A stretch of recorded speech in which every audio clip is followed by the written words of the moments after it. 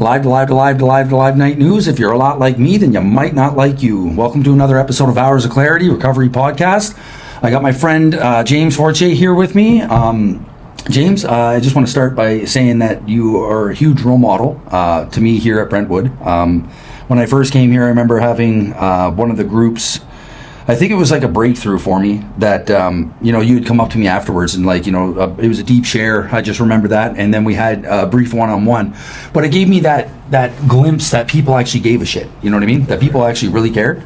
And then over time, seeing all the things that you do around here, it's remarkable to see actually. But today, I just want to touch base a bit about where you, or how you grew up, maybe where you came from, the struggles you went through, and then how you found recovery, and then we can get into a bunch of other things. So we'll maybe just start there, how you grew up, brothers, sisters, maybe what you went through as a kid, and, a bit about your story. Yeah, absolutely. So I got an older brother, and I have a twin sister. She's 3 hours older than me. A pretty regular home, my dad worked at Ford's for a long time, and then my mom ended up getting into Ford's. Grew up in, it was a very verbally abusive alcoholic home. Okay. I grew up in a very alcoholic home. Both your parents drink? Yes. Okay. Yeah. Both of my parents drank pretty heavily. I can remember nights they would bowl on Sunday nights. Yeah. And they would come home from bowling just like completely. The only question we had was, how bad is it going to be? Yeah, so you dreaded those moments. Yeah, so we knew it was going to be a fight. Yeah. Right? Every Sunday was going to be an argument. But yeah, we just needed to know how bad it was going to be. Yeah. So it was... It wasn't a terrible upbringing, right? But there was a lot of moments where it was like, questionable. Yeah, absolutely, right. I grew up and live on the same street. Right. I moved just across the street from the house I grew up in. Okay. So I've been living there for 40-something years. Yeah. How old are you now? 47. Okay. Yeah. Yeah, 47. Got married young. We were 19, 20. We got married. Yeah. And fresh out of high school. These guys met in high school, obviously. Yeah. So that was going really well for a while. We had, just to pause there, though. The alcohol was your main struggle, right? Yeah. I smoked a little bit of dope. Yeah. You know what I mean? But I never did any mushrooms, acid. It was strictly booze. Yeah. The odd joint. Okay. That was pretty much it. Yeah. So back to you guys, straight out of high school, married. Yeah. So had kids real young. We have 3 kids. The oldest is 25. Then his brother is 24, and their sister just turned 20. Yeah. So all my kids are in their 20s now, which is kind of a nice feeling. So when you first started realizing there's issues with substance, they were young or not even born? Oh yeah, no, they were young. Okay. Yeah, they were young. Yeah. To completely honest with you, I never drank or smoked weed until I got out of high school. Okay. Yeah. High school was never an issue with me. So you were you active in sports and stuff like that Oh as a my kid? goodness. Yeah. I played travel lacrosse. Yeah. My parents were pretty involved with that. But again, it was always, beers in the parking lot after. Right, 100%. Yeah, right? Yeah, I can relate a lot to that. My dad would be upstairs. I'd score a couple goals. You know what I mean? Come up after the game and he wouldn't even tell me that he'd seen it. You know what I mean? I know what you're doing, right? So I can relate a lot to the whole alcoholic upbringing, but having good things in my life and not being able to see it or appreciate it simply because of the way I grew up. I always wanted other kids' parents or jealous by comparison, right? Yeah, absolutely. Yeah, it's kind of tough as a kid that you don't get to bank those memories in the way that we should. And doing that now for your kids is probably a blessing. Oh my goodness, absolutely. Right. Yeah, it's definitely a blessing. Yeah. So right out of high school, you started drinking, or pretty much. Yeah, pretty much. It didn't get bad for a while. Mm-hmm. Right. It just I worked steady midnights. Ford's? No, in the grocery industry. Okay. And that's kind of where I was introduced to the marijuana, really. The guys at midnights would, go on lunch and smoke a joint. Yeah. Hey, James, come on over. So I did. Yeah. And then it was usual, after work, have a couple of beers, right? Right. It was never a big deal until it became a big deal, right? You're hitting the liquor store 2-3 times a day on the way home. Yeah. Drinking and driving with the kids in the car, and just... And it, yeah, it happens. It is what it is, right? And that's the honesty of it, right? And that's what it was. So when did you find, you're 47 now, so into your addiction, how old were you when you first found recovery? It was 2008. Okay, so we're looking at about 17 years ago. 17 years, yeah. I've been on 17 years. Okay, so... Yeah, so it was about 30. Wow, eh? Yeah. So you had probably a good solid 10 years of up and down. Yeah. With the drinking always came the financial responsibilities with home. Right. How old were you when you had your first kid? Well, he was born 9 months after we got married, so... Okay, so in your 20s, early 20s. Yeah, okay, so then you had... He would be old enough to possibly remember some of the struggle then. Oh, yeah, absolutely. Yeah. Yeah. Both of the boys would. Yeah. Yeah. So as you became more in-depth and aware that there was a problem, was it the wife telling you? Was it... So... How it all became is my wife found a roach in the house. Yeah, okay. You know, like and she doesn't do nothing. No, she was totally oblivious to the whole thing. Yeah. You know what I mean? Like we deceive people, right? We're master deceivers, right? And you know, why your eyes so bloodshot? Oh, I'm just so tired. Yeah, I worked a lot. Yeah, right. Yeah, you know the gig, right? Yeah. And you know, so I was able to play that off for a while until, you know what I mean? I got caught. Yeah. Which we usually always do. Yeah, and it's like, and then it's how many memories that they go through are like, yeah, he lied here, he lied here, he lied here. Yeah. Because you're trying to give her the same verbatim story. Yeah. Right? And it's now you got your foot in your mouth. Yeah. Yeah. So you come into program at 30. Was Brentwood the only place that you came to? Yep. Okay. Yeah, never went to an AA. Well, after Brentwood, I went to a couple of AA meetings. Yep. I went to an NA to support a fella. Yeah. But other than that, you know, Brentwood is his home. His home. Yeah. You know, I love Brentwood because it's more than just for the alcoholic, for the suffering. 100%. You know, my kids grew up in youth group. My wife did support group. We did couples group. Yeah. You know, my wife directed the choir. See, that's one of the things I like the most too, is that they allow families to get engaged. It's a family disease, right? Because we not only hurt ourselves as we're going through addiction, we harbor everyone else's feelings, emotions, mentality, stress physically, all that kind of stuff. We just and we hurt them just as much as we hurt ourselves. Right, holding them hostage, right? More, really. Yeah, and dragging them through the mud. So. Yep. Man, this place is a blessing when it comes down to it. You know what I mean? You get to be involved in couples. You get to be involved with, you know, the youth group, like you're saying. Support for the women's side. If you have a spouse that's non-alcoholic, whether it be a man or a woman, it's like they have support groups for people that allow you to be involved with your spouse while they're even on program. Right. You know what I mean? And help for the family. Yeah. Right? Like I remember a story you told me about the food bank, and I want to get to that a little bit later on about what you do now for the food bank, but like how you went through what you went through with your family and why you have so much gratitude for what you do now, to give back, right? So like how the food bank helped you guys out and like what you went through a bit during struggles, right? Right. Well, I mean, like I was saying earlier about you know, financially crippling the family. Right. You know what I mean? We were less than a paycheck to paycheck. Right. You know, I remember there was times at the end of the month, you know, there was a knock on my parents' door. You know, I'm a little short, and my dad would always just hand over his debit card and just let me know how much you take. Yeah. Right. And so they come into recovery. You know, my wife didn't have that ability to go knock on the door. Right. She felt like she had to do it on her own, and you know, so how hard it is to ask for help. Yeah, absolutely. Yeah. So we have a really good friend that Paul Boucher. Yeah. You know, he was my wife's neighbor growing up. So when everything went down with me, he's the first person she called. Okay, James needs help. What do I do? And this is after you found Brentwood? No, this is before. This is how I found, around. Yeah, exactly. This is how I found Brentwood. Okay. Yeah, and he said, meet me here tomorrow morning at 8 o'clock. Mm-hmm. You know, so we did that, and the rest is history. That guy's a gem, eh? Yeah, I've never gone to detox, Yeah. and you know what I mean? I've been through twice. Yeah. You know, Paul's always been, okay, come on, I'll get you. Let's go. That's right. Action.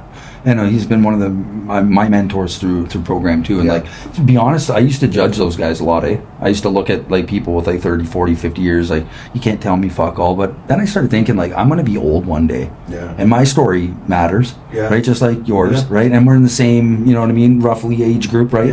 I'm almost 40, so it's like we're looking at these people, like, well, I am anyway, with kind of like a judgment, right? And I sit back and I'm like, there's nothing this fucking guy's gonna tell me. But like, to be honest, everyone's story is the same, just a little bit different circumstances, right? Yeah, and I find it pretty wild that you can sit in a group and somebody that you didn't think you'd be able to relate with shares your story. Right. Almost word for word. Yeah. Right? And it's like, how is that possible? And it's I think that the emotional connection through that is what really strengthened my bond with wanting to stay around in recovery, like feeling like I do fit in somewhere, you know, because I've always felt lost in my life a bit, right?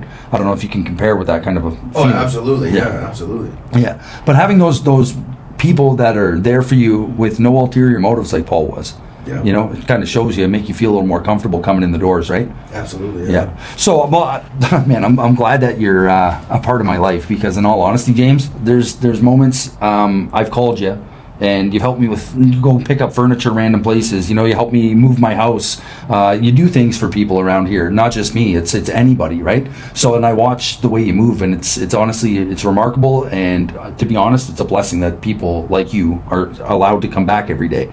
I talk about this place like aftercare is the number one thing I believe for alumni that shows other people they can have it, right? Yeah. So the fact that we're allowed to come back day one.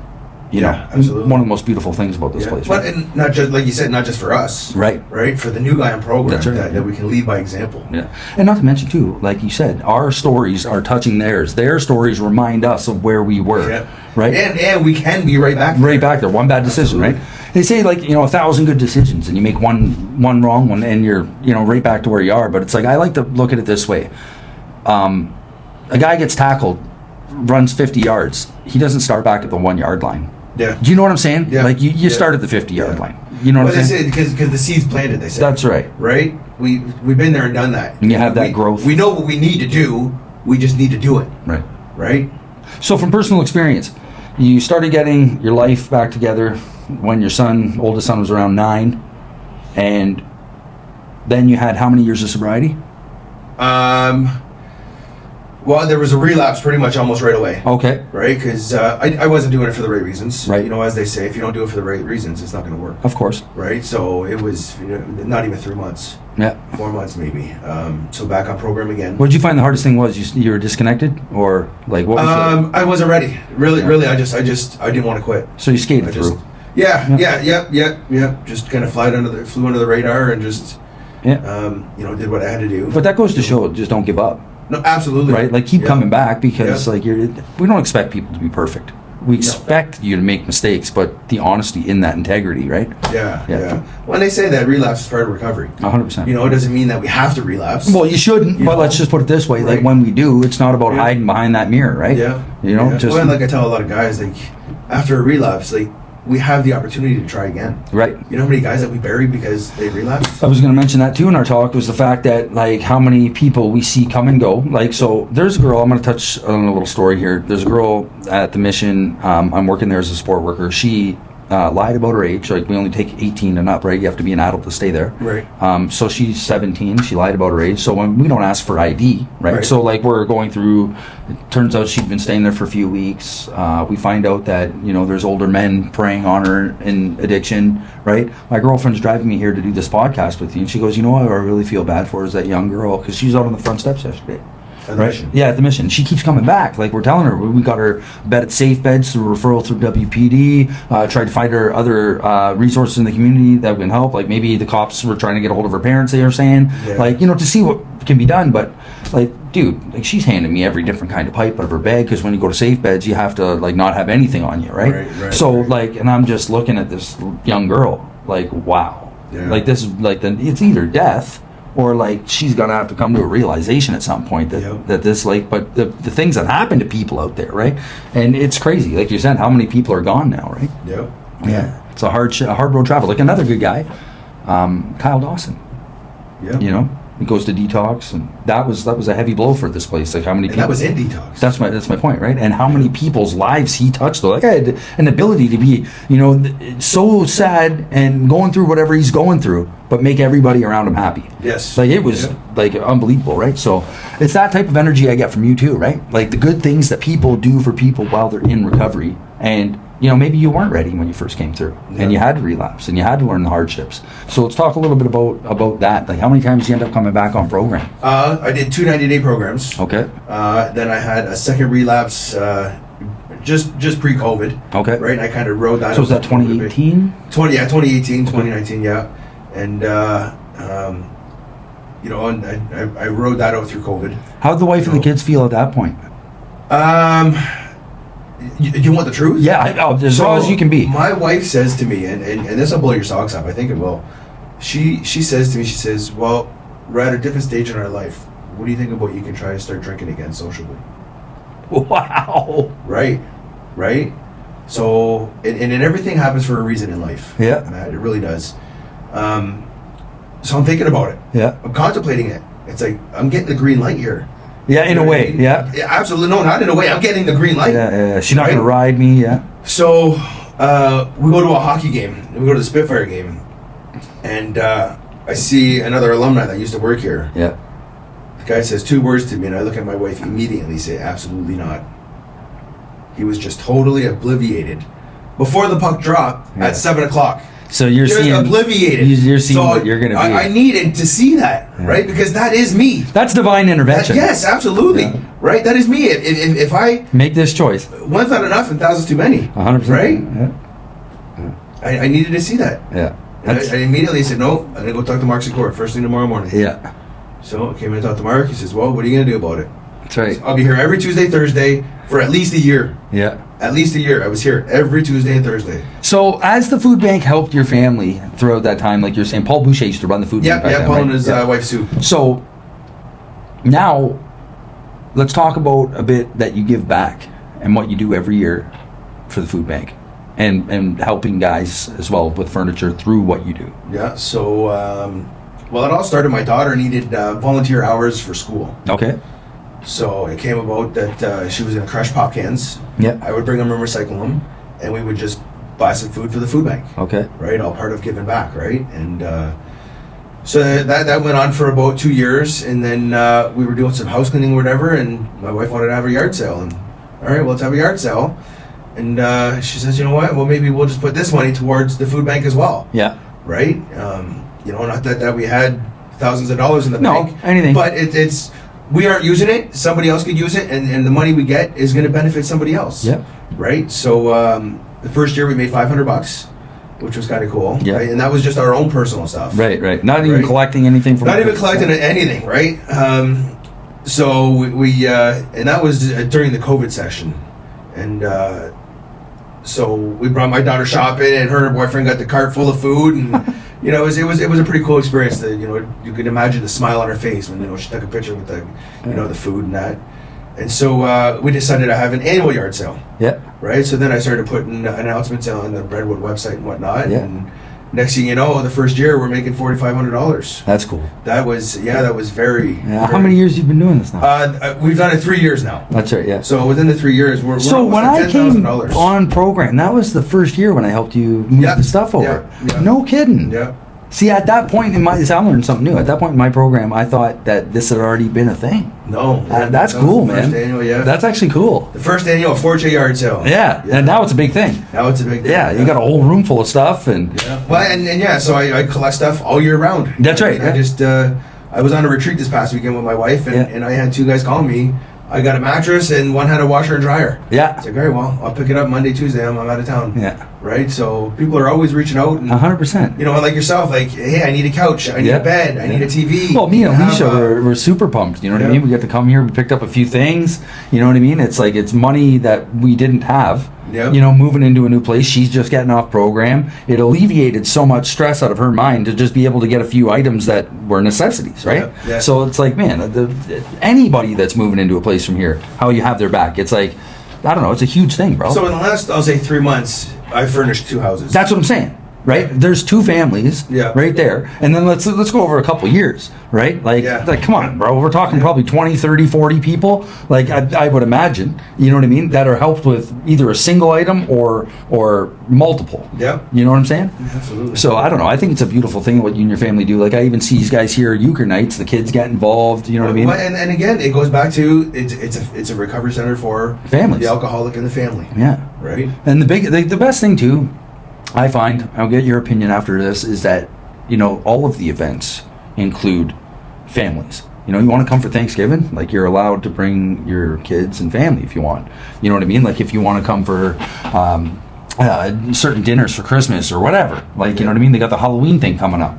Little things like that. Was there certain events that you found were impactful on your family? All of them. Right. All of them. Okay. Honest to God, my kids always loved coming to the family picnic. All of them. Yeah, the family picnic, the Christmas Santa Claus thing, and another cool one's a toy drive they got. You know how they they gather money and they put the $50, $100 gift certificates, and everyone's kids get presents. Yeah, and it's wild that you mentioned that because we were one of those recipients of them sponsoring our family. Do you see what I'm getting at? And now, Matt, my kids are going up to the tree and taking envelopes from that tree to buy presents for somebody else. It's so cool, man. It's the full circle deal, right? Yeah. I think I just wanted to mention with the food bank too, real quick, is that when we were filling it the one day, because we go shopping for the food bank, right? Pick up all the items. Yeah, and we'll go and fill it, right? And we were walking out of the food bank the one day, and on the wall on the way out, there's 4 letters, one for my wife. Oh, on the side, on the bulletin board. On the inside of the food bank, though. Okay. On the inside. If you ever go to the inside and you walk out, yeah, you'll see 4 letters on handwritten letters on the wall. The only 4 letters there. I'm gonna check. From 17 years ago. Wow. Right? Gratitude letters. Wow. How thankful they are so that Brentwood is helping support your wife and your kids? My wife and the 3 kids. Wow. Yeah. Bro, I just got chills throughout my entire body. You're saying that. I'm telling you, man. Because, bro, the generations of people that had to succeed and fail, okay? Whether we're a statistic on the positive end, we're already a statistic. I tell people that all the time. We've caused destruction, we're already a statistic. Yeah. Are you going to be a positive one or a negative one? But the amount of people that had to come through here generation after generation after generation to show support and love to the fellow alcoholic, whether, some people's examples, like you said, was an alumni being drunk at the hockey game, had to set you right in your mind. So sometimes a good example is one that's failing. Yes. Right? It doesn't always have to be a success story that helps us stay on a path. Like that guy was probably owed a thank you at some point, whether he knows it or not. Yep. Do you know what I'm getting at? Absolutely. So, like, maybe there's some pivotal moments besides just that one that maybe you can relate to throughout your recovery path? I guess it's just like you were mentioning earlier, seeing a lot of these older alumni that just keep coming back. Mm-hmm. You know what I mean? Because it's proven that it works. Right. Right? And they like to say, if it's not broken, don't fix it. Have you ever had doubts, though, when you first came through, like these people are full of shit? 100%. 100%. I remember my first group was like an inventory group. Yeah. And this one guy was sharing some deep stuff, and I'm like, I don't belong here. Yeah, right? These guys. Yeah. Yeah. What you just said is completely insane, and you need to be locked up for the rest of your life. Honest to God. Like, and you're laughing at what he was sharing, and I'm like, no way, man. It's crazy. No, I am not like these people. And how long did it take you to realize that we're just one and the same with different details? Probably my second time through. Okay. Yeah, because like I said, I didn't want it the first time. Yeah. Right, the second time through, and I could relate with guys the first time through. Yeah. You know what I mean? Yeah. There's a lot of that picking and choosing, though, I think, too, right? Absolutely. Who we hang out with, who we're going to gel with. I had to learn that, too. Like, everybody is deserving of my help. Like, there's a couple people on program right now that I bumped heads with when I first came through, right? Yeah. And a lot of me doesn't want to talk to them. You know what I mean? But that's up here. Yeah. I've already went and said, hi, glad you're back. All the things, have a one-on-one with the guy. Because it's like, man, there's not too much.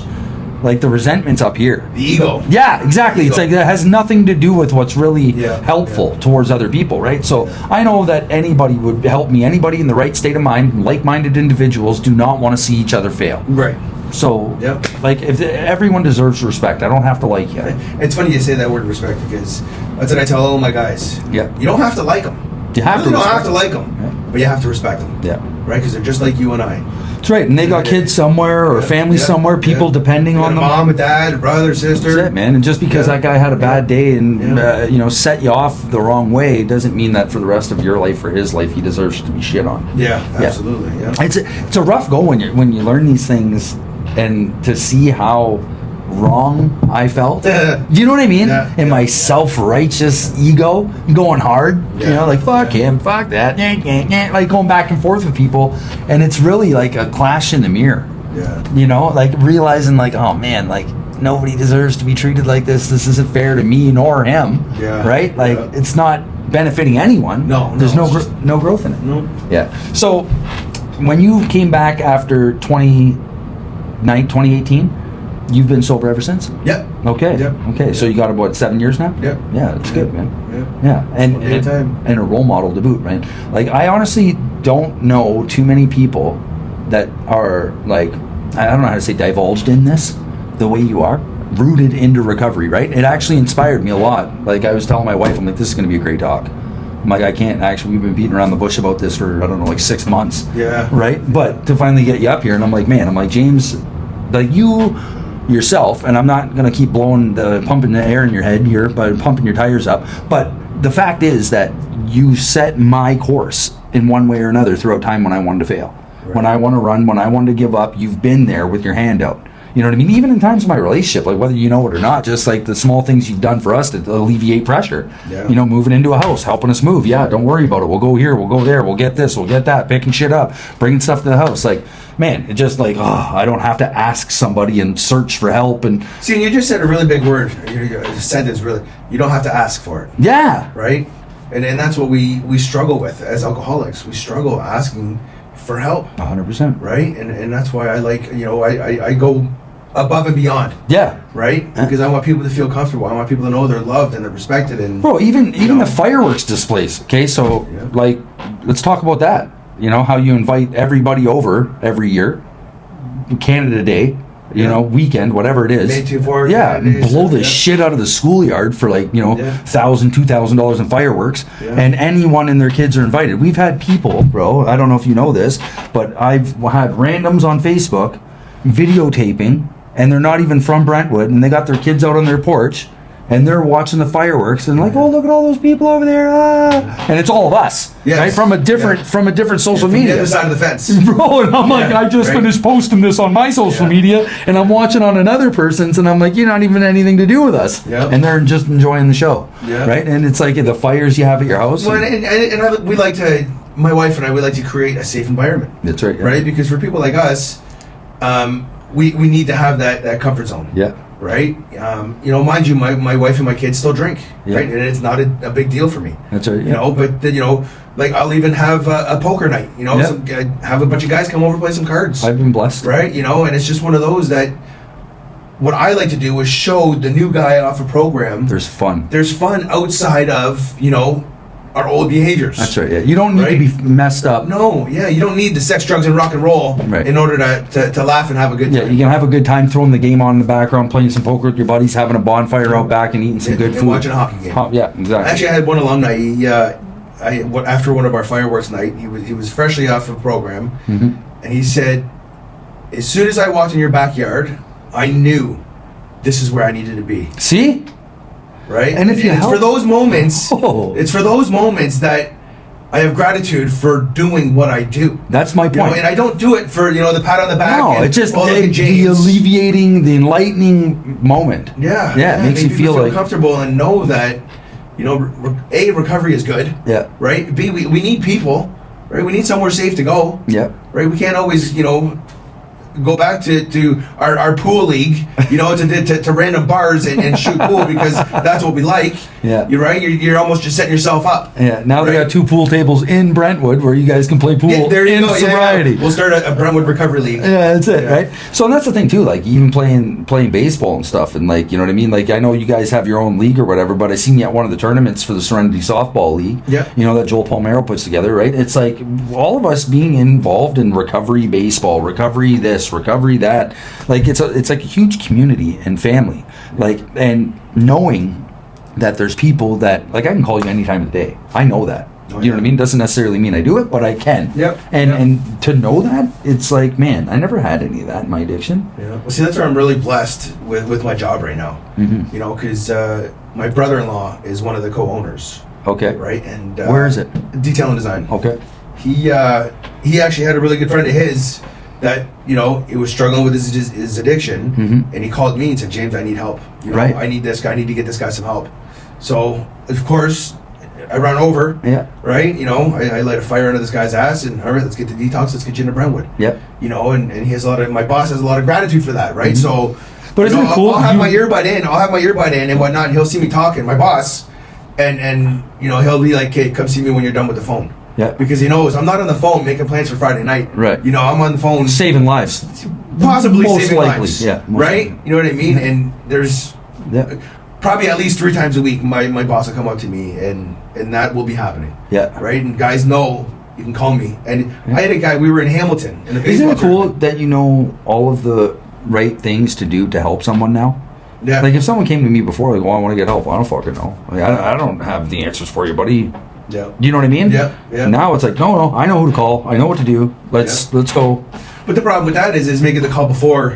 It's Right, because like I was just saying, we were in a tournament in Hamilton for Yeah. our provincials, and I had a guy call me at 3 o'clock in the morning, Saturday morning. okay. I'm out of town, but he still was able to call me. Yeah.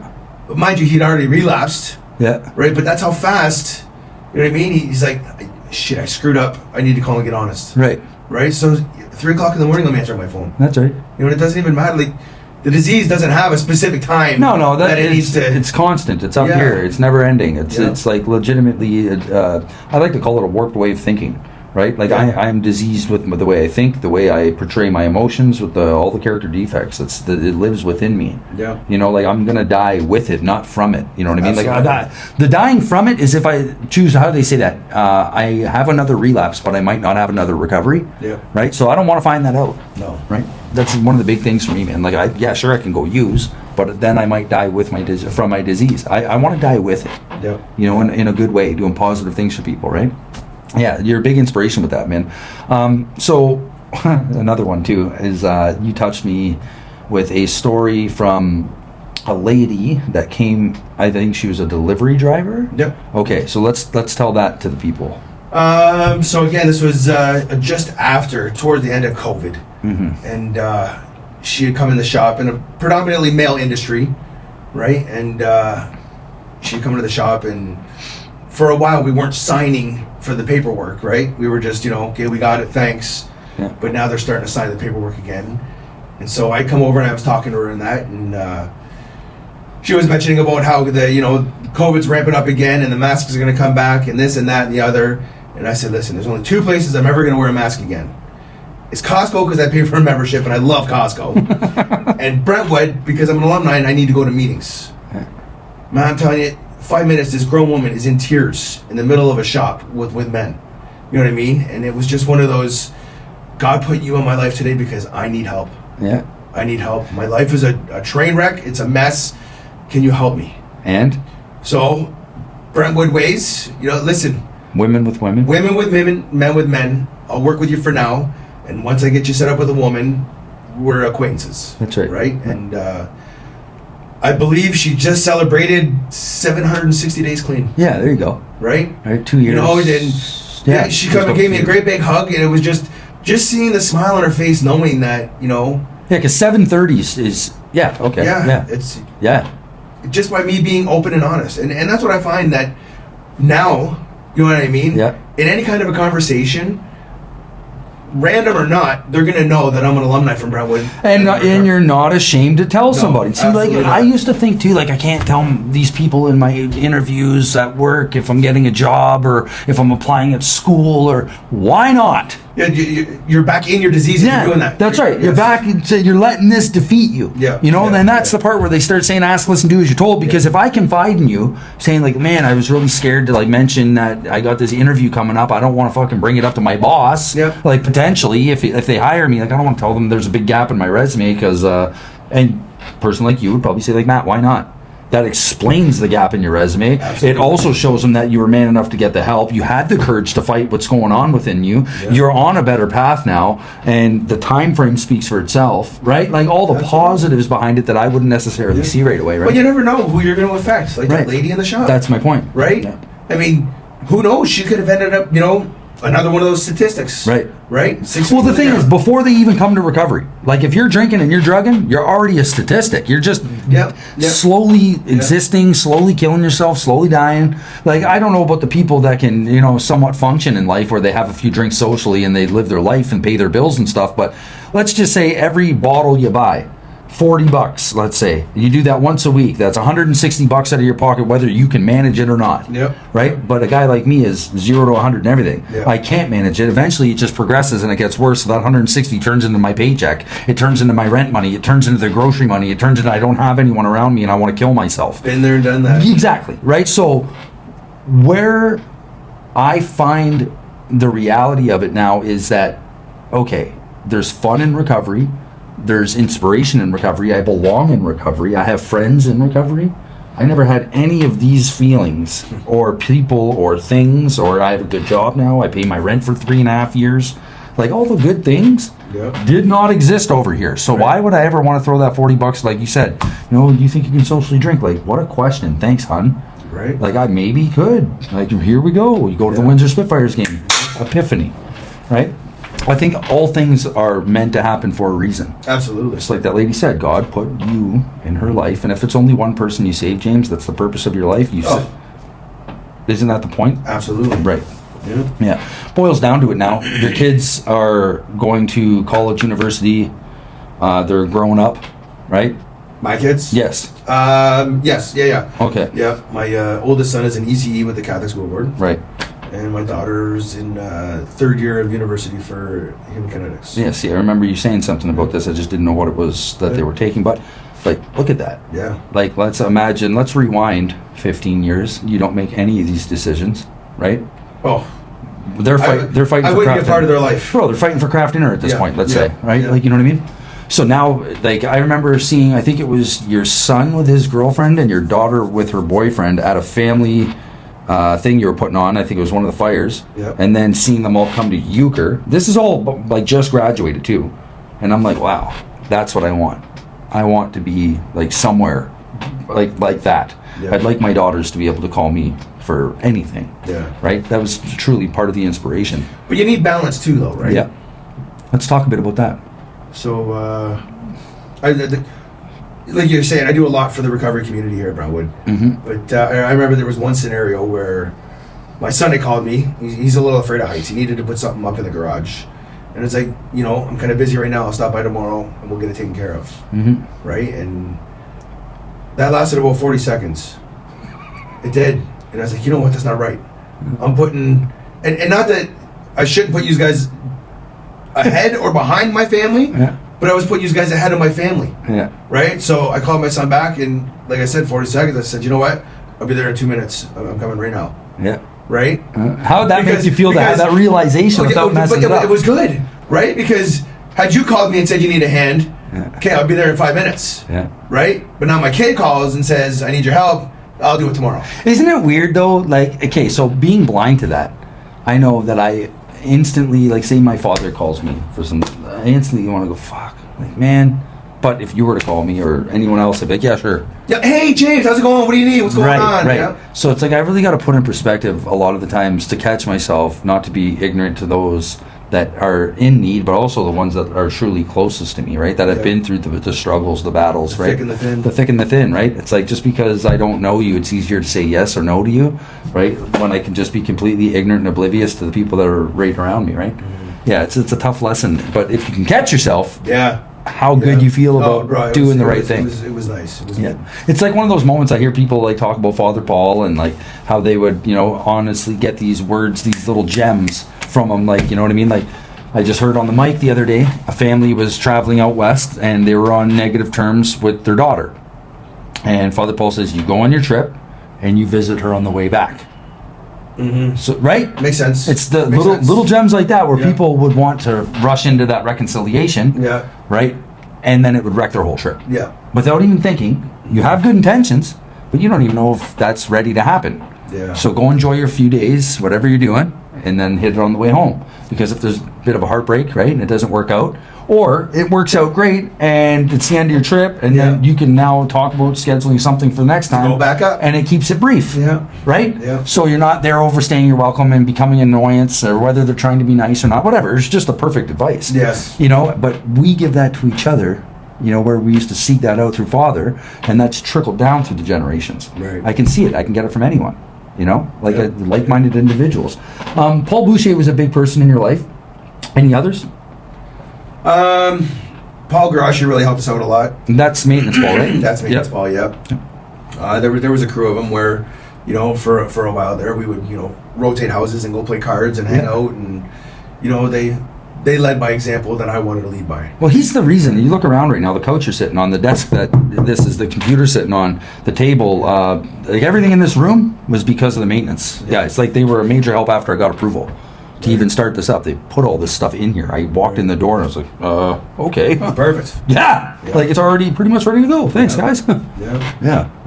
So you guys it was again just a lot of the older alumni that, you know, I seen that it works, right?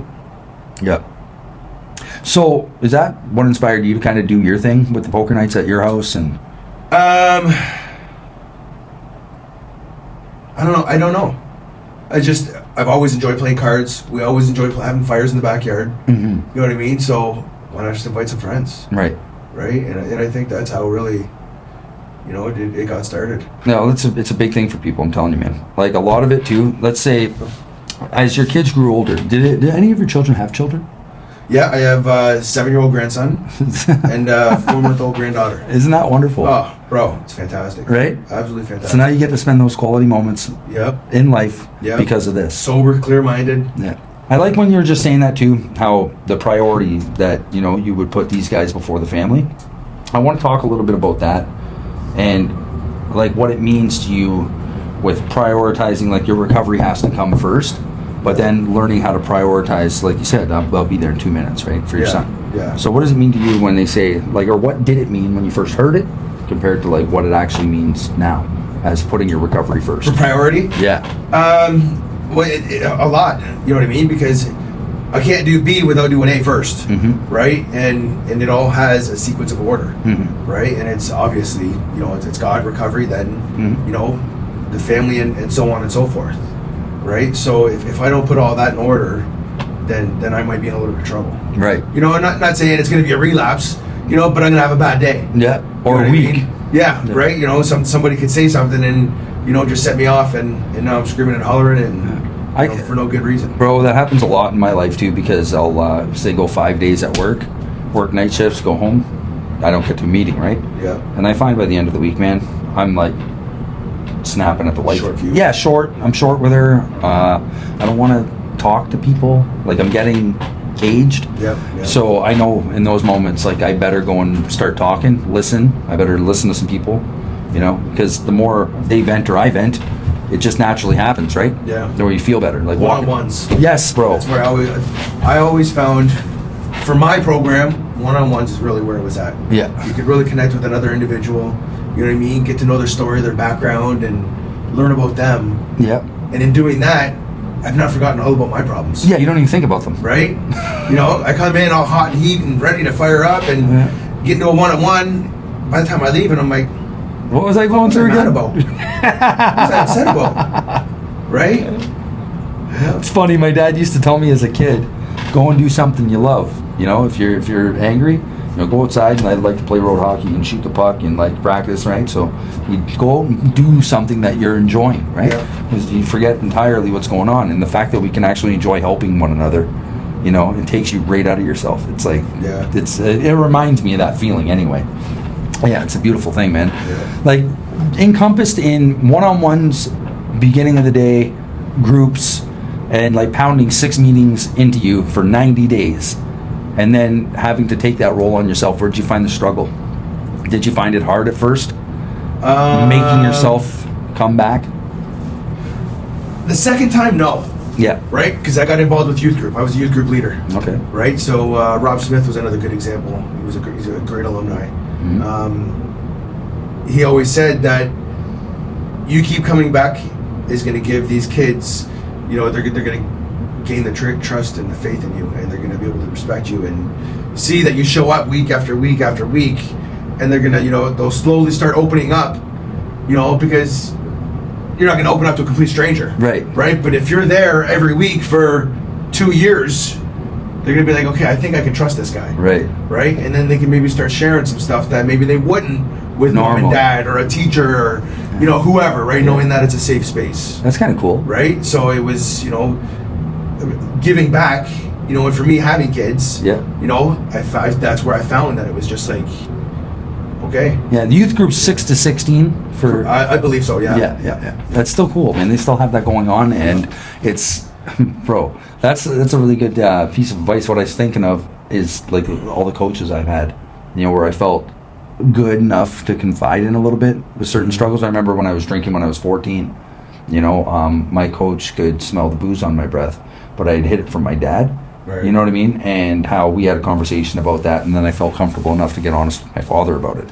You know what I mean? Because I was drunk at the game, bro. I was still hungover. Yeah. Like, you know what I mean? And they were like, we can't let you play. Like, you know what I mean? I can smell the booze on your breath. Like, and you're trying to go on the ice and like, you know what I mean? But I felt good enough to be able to... Comfortable enough. Yeah, to be able to speak to him because we actually were kind of close, right? Yeah. So, I don't know. Little things like that. That's what it kind of reminded me of.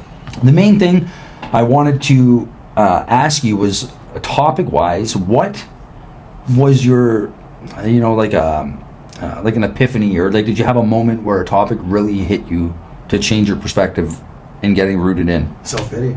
Oh yeah, 100%. I still get into it. Yeah, of course. Absolutely. Yeah, poor me. Look at how serious What do you mean, is. no? Right? Yeah. Yeah. Man, I would really could rewind this part. You got to see your face, like Self-pity, 100%, man. Yeah. So, what do you think it was, and how did it affect you? Learning and the meaning and the Brentwood meaning. oh my goodness, bro, it was me in a nutshell. Yeah. You know what I mean? Always self-pity. Yeah. I mean, what do you mean I can't have 3 more beers? What do you mean I can't finish this pitcher before we leave? Right? Yeah. How are you going to tell just- me? Yeah. I pay the bills. Yeah. I work every day. Do what I want. Yeah, absolutely.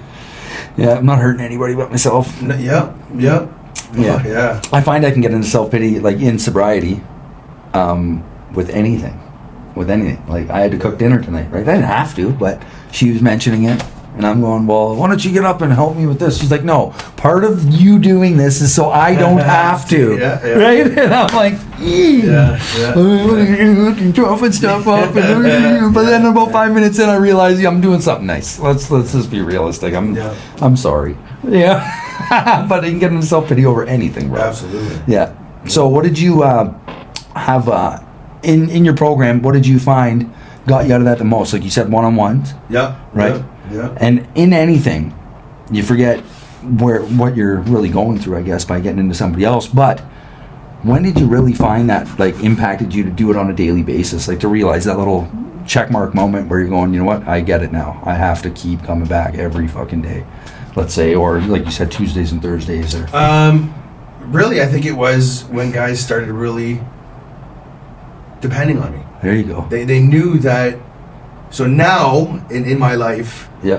when I say I'm going to do something, I do it. Yeah. You know, it doesn't matter. And I've caught myself multiple times where I overcommit myself. Okay. Right? Then you had to learn from that. Oh yeah, absolutely. Yeah. You know, and it was one of those. I would have to call Eddie and like, listen, Ed, I'm going to be a little bit late. Yeah. Okay, you know what? And sometimes it would work out in my favor. Right. Oh, you know what? I was going to call you and see if we could reschedule. Right. Right? Perfect. Right? Honestly, I've right? been And off it's more just than I can perfect, chew, right? yeah. 'Cause- yeah, exactly. Yeah. You know, and there's times where sometimes I would get done work at 3:30. Yeah. I take care of my uncle, get him dinner and whatnot, and then I don't stop sometimes until like 9:30, 10 o'clock. Mm-hmm. Right? Because I overcommit and I sit down at 9 o'clock, 9:30, and it's like I haven't even eaten dinner yet. So that's what I was just going to say. Starving. There's no you time. Yeah. Yeah. Yeah. So you learn how to prioritize that as well, right? Yeah. Basically, Yeah. everything's trial and error, but just about showing up and not giving up. Yeah. Yeah. Yeah. And So- always being available. Yeah. I mean, Yeah. like I said earlier. When could you say that before? Like, in your peak of your addiction, I'm available. Yeah. what are we available for? Right? Like, I'm available for overtime. yeah, it's That's like about it. right? And then more for me, right? Yep. In the long and short of it, what does a day look like for you now? Like today? Today? Yeah.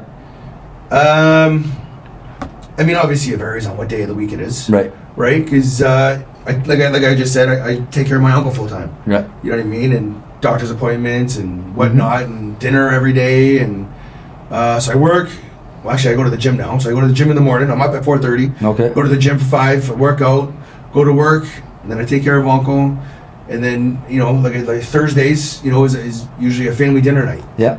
So my wife my son and his wife and the grandkids come over for dinner, and we sit down, and that was we have a family dinner once a week, Right. right? Because that's important. Well, of course it is. Yeah, Right? so- but even a routine, developing any sort of routine, healthy for your life, right?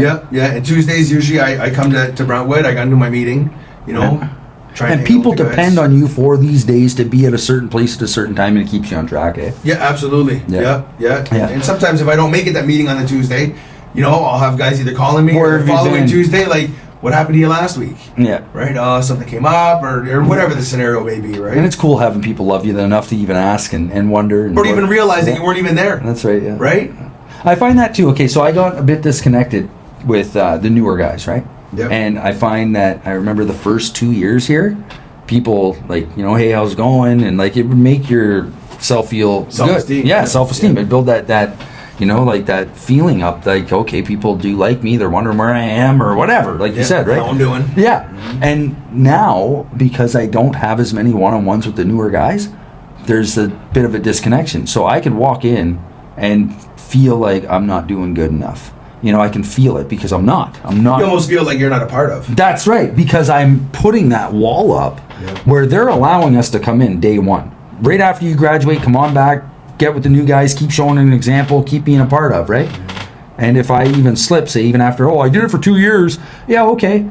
You know, you got to keep doing stuff with people, or else somehow or another there's a bit of a gap in people that know who you are, or when you don't know who they are, you don't know what they're struggling with or what they're going through. Yeah. So it does put that bit of a, like you said, a void, you know? I know, it's a good thing when you're doing it, and it's almost like I can let my mind trick me into being depressed again when I'm not doing it. Yeah. Yeah. So I don't know, there's little things, if there's anywhere that you think that you can improve, where would you think it would be? Probably getting to more meetings. Yeah. Yeah. I mean, I'm here a lot. Yeah. Right? I talk with guys a lot. I got a couple sponsees. You know, I'm always, talking with people. Yeah. You know, but there's nothing like sitting in a circle sometimes. Right? Bro, and it's weird, because Really? you said I do one-on-ones, I got sponsees, but people depend on me for things. And the one place where you're slipping a bit, you could benefit from. So in all areas of recovery, heal the soul. Yeah. It's like we need that balanced pie chart. Yeah. Or whatever. Yeah. You know what I'm saying? That's 2% in your meeting. Yeah. Let's get that up to 6. That's what I was picturing as you were saying, this little pie chart spreading around, right? Yeah. So it's kind of cool that you say that, because like a lot of it is where it starts is the back to basics. Like when they say that, just keep coming back and take it one day at a time, and just get back to basics, keep it simple. All those little cliches that people put out there, right? They're not just words. It's like people say it because it's actually meant to ingrain us in a routine and a path that will keep us off of a negative lifestyle. Like, I don't know, man, it's a blessing that I even found this place, man, because in all honesty, I don't think I would be alive today if it wasn't for people like you in my life, man. And I can say that wholeheartedly. Finding this place, brought me closer to people that saved my life, man. Well, they say it right on the sign out front.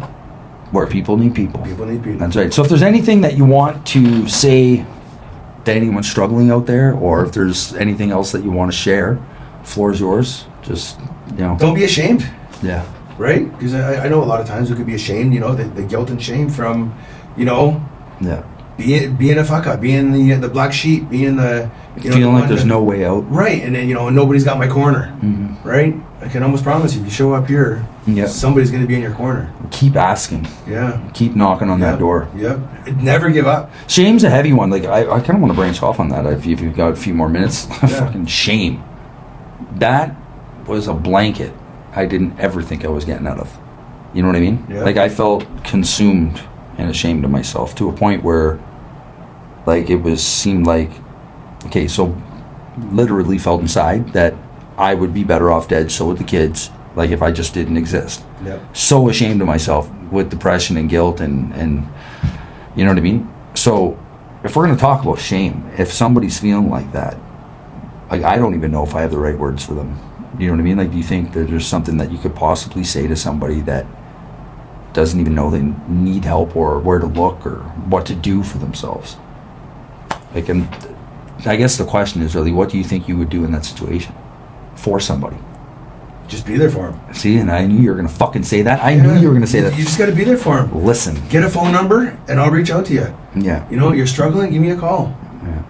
Yeah. I know. My wife and I just did a spiritual retreat this past weekend. Yeah. And where'd you guys go? Oxley. Okay, I don't know. Yeah. It was very, very incredible. It was nice. But again, me not being shy of being an alcoholic, sitting at a table with a lady. First of all, she was told that she was going on a silent retreat. Okay, what's that? Exactly what it sounds like. Nobody talks? Nobody. Right? It's for some people. Okay. I don't know if I can do it. But anyways, so complete opposite of a silent retreat, right? So the Friday night, she's closed up, doesn't really want to share too much. And then I start sharing about me and who I am and my background and the disease and everything else. And so there's a rock, the sharing rock on the table, right? You pass it around, whatever. And, I don't even think she shared much of anything Friday night. Okay. Right? Saturday morning we start. Boy, did she grab up that rock real quick. You know, she had the ability, you know, because I was, you know, who I am. You know, she had the ability to start sharing a little bit and got open, you know, a little bit. And, show them the way. You know, come Sunday morning, she pulled me aside and, can I have a chat with you? And I'm like, yeah. My son's struggling so bad right now with disease. What do I do? I need your help. Wow. What do I do? She lives in London. Wow. Yeah, so it's like, and again, a complete stranger. More chills. Right? You know, what do I do? And I'm like, the best advice I can give for you right now. He's an electrician. He's well off. You know, he's just bought a house. He's married. No kids. You know what I mean? The bills are paid. You know, so just go to Al-Anon. Yeah, learn about it. Find an Al-Anon meeting in your local area, and then that's where I would start. Yep. Right? Because then you're going to find the resources. Yeah. And the supports, right? And somebody will be there Yeah. that's going to have the exact same situation that you're in, and then you can connect with more people. I just had a thought in my head. I need to start calling people more often when I'm struggling with the answers. Because sometimes people come to me with things and I just get so baffled that I'm like, I don't know. You know what I mean? Yeah. And I know there's an answer. Yeah. It's like, man, that just opened up another door for me. I'm just going to start calling people and like figuring things out for the questions that people have. Yeah. Because if I don't know, somebody else does. You know what I mean? Yeah. Like, I don't know why I didn't think of that before, but just now that like whole thing just right hooked me right there. It did, because I'm like, first off, you're sharing a little bit. You got another person to open up that usually wouldn't, let's say. Yeah. And now she's bringing her family's issues right to your table. Yeah. Feeling comfortable about it too. It's amazing what recovery does for people, man. Oh, absolutely. Right? Just for us to have that ability now to be open and honest. Right. Right? Are the two key phrases. Yeah. Open and honest, right? Yeah. The two words that just, if you can do that, you can help a lot of people. Right, because even if you're open and honest about your mistakes, you're accepted. You're okay. You're welcome to be. You're allowed to make mistakes. Absolutely. Right. So as long as you're transparent with it, right? Yeah. Yeah, it's a big thing. I had a lot, like a really hard time knowing, because like, man, like I get annoying sometimes with the wife. I get annoying sometimes with people. Like I'm, you know what I mean? I'm a kid at heart. We're high strung. Oh, very much so. And I like to make jokes on jokes on jokes, right? Yeah. So I know I get on people's nerves sometimes. Yeah. And I had to learn to take that as constructive criticism instead of getting mad at the people that are agitated with the things that I do sometimes. Yeah. Because I know it's one of my character defects, right? Especially with the girlfriend. I got to really take a step back and like do her will. Yeah. Like I got to learn to show her gratitude. Another guy was talking about lighting candles and making a bubble bath and da-da-da. And I'm like, I didn't do that in like the past 4 months. Like I gotta step up my game, man. Yeah, right? Little things like that. So I don't know, man. A lot of life happens quickly, but with people in it, it's possible. Like it's definitely attainable, and we can maintain a positive lifestyle as long as we keep each other in our lives. Yeah, you include others. Yeah, man. Yeah. I like when you said that too. Like learning that people need people is like one of the main things about recovery, because like rejecting people and not keeping them in our life was like the main goal for our disease. Yeah. You know, that isolation aspect. And looking at your life right now, you have your kids, the trickle effect of all that positivity, like you were just talking about. Now they're bringing that to your grandkids and other people in the community. Like I seen your daughter volunteering, I think one time At the university. Yeah. It's like little things like that. It's like, dude, like all the things that your open and willingness and your being a part of, and your honesty and transparency, and your wife's willing to be a part of with Brentwood with you, and like it jumping into, like a guy was sharing at a couples meeting yesterday. He's like, his girlfriend is jumping right into this Brentwood way of life. Like not only am I changing the way I'm living for sobriety, she's adapting to this way of life. I find that's what's really important for us, is to have that support, right? The support system, other than the other alcoholic, right? We need that support from home. Yeah, you know, because it's important to, you know, my wife, after I came on program, she didn't drink for 3 years, right? Just to show she wanted to support me, right? Yeah, we gotta have. I mean, not that we have to, but it's a positive. It helps. It helps us in our recovery having people in our corner. 100%. And when I've seen people come here that don't have family anymore, or like let's say never did, right? They create that family here. Yeah. You know, you get those friendships that they're now they walk that path with, right? Yeah. So, and I got a couple of guys that, you know, well, you know, my at home, my door's open. Right. You know what I mean? I have probably about 3 or 4 guys that, you know, they'll come over for dinner. Yeah. You know what I mean? They'll come and hang out. You know, we'll go apple picking together. You know what I mean? We'll do that family stuff with them. Yeah. You know, because they don't necessarily have that family to do it with. And let's say they haven't had it yet. right? When they meet a girl and they're about to have kids, they're going to remember those things that you were showing your kids that you're doing with, and now they're grown up and now you got the grandkids. Like just doing that and getting people involved is a huge thing for people to see and learn from that perspective, right? Yeah. Like it's a big thing for people to pass that on through, like, I don't know how to say it, not generation, but like if I was to watch that through you, I now know what I want to do with my kids if I ever have them, let's say. So my commitment a lot of time is lead by example by doing the right thing. Mm-hmm. Right? You know, I like to lead by, like, I'll pick that piece of garbage up. Yeah, you know, wipe the spill. Yeah, exactly. Clean up the bus, yeah. Right? And it's just, you know, by me doing the right things, bro, I can promise you, if somebody else is watching. Bro, we had a one-on-one one time, and remember Tony from London? Yeah. Okay, he's been back or whatever, but anyway, so he was talking about how he was wiping all the glass down when he was volunteering, in the events hall, and I was sitting with you at the duty desk, and you had said to me these exact words in different ways, right?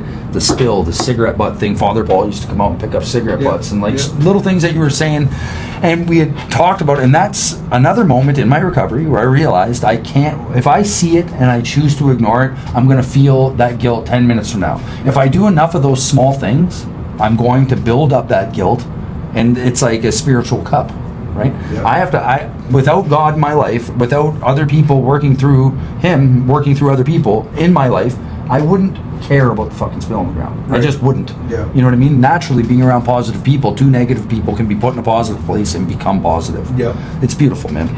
I'm going to wrap this up, but I just wanted to see if you had anything else that you wanted to share in regards to your recovery story that we might have missed. I don't think so. No. You know what I mean? It's I don't like looking at the past because it's the past. It's behind you, right? You know, sure, I need to share it. I don't forget it. You know what I mean? But it's just one of those things, you know, that doesn't bother me anymore. Right. You know, sure, I made mistakes. Sure, you know, stuff has happened to me. Yeah. You know, I've done stuff to other people, and you know, but that's, I don't look in the rearview mirror. It's not who you are today. Yeah. I think that's another good one. Is how do they say that the past it's over with. You'll never get it back. It's gone. Right. The future isn't even promised. So that's why this is a gift, because we're in the present. Yeah. Right? Yeah. How is that how they say that? That's exactly how it goes. Yeah. And it's like, dude, I never, like, when people used to say these things, I never got it. You know, and then having that peace and tranquility in my life, like you're talking about, like, I don't have to look back there. I know I've done some crazy stuff. It doesn't need to be, you know, I used to think that's what made me who I was. Yeah. You know, but now being able to live a peaceful life, having people in my life that as well live peacefully, you know, and say there's moments of frustrations, of course there is. Absolutely. You know? Right. It's life. It's life. Like nothing's perfect. Yeah. But to be able to have, you know, the beautiful moments that I have in my life today with acceptance, I'm living okay. Yep. And I would have never been able to foresee that in the future, right? Right. No, it's because of guys like you, in all honesty, bro. Many of the Jameses at Brentwood will say, you know what I mean? Like the Paul Bouchers, you know, the Mitch Laframbois. Yeah. You know what I'm saying, absolutely, right? Yeah. All the group leaders, all the people, right? Yeah. It's because of you guys that I slowly was able to break myself down to get built back up. You know? Right. So I just want to thank you for coming on. Absolutely. I appreciate you, man. It's been a blessing. Yeah, thank you very much. Oh yeah, and don't forget to click like, subscribe, share, do all that wonderful stuff. Thank you for watching, supporting Hours of Clarity podcast.